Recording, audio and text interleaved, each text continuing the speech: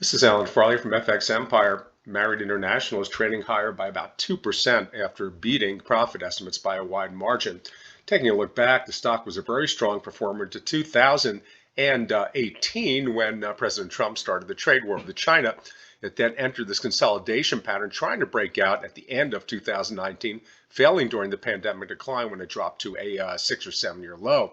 Finally returned to the prior high in February 2021 or March 2021, pulled back a little bit, completed this cup and handle pattern in September, breaking out in this sort of choppy looking uptrend here that looks a little bit better when we go into shorter time frames. Now, the long-term uh, uh, cycle is now showing a slight sell inclination, which means you probably get a pullback to 150, but that strong earnings report may turn the tide.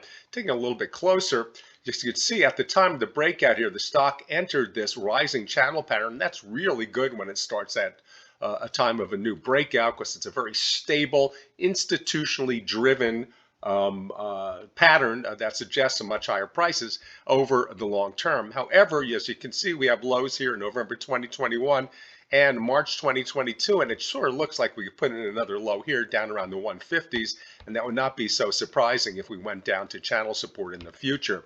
Now, again, the long-term cycle is in a slight sell cycle, and so is the weekly. So this could keep some pressure on the stock after this big high in April. So even though we have earnings up here, and I think we could easily trade up near the 200 level based on this report, there's also some downside pressure, and that's really macro pressure. In other words, if the market starts to roll over, Marriott will probably roll over with it, go back and test the 150s, which may mark another good buying opportunity.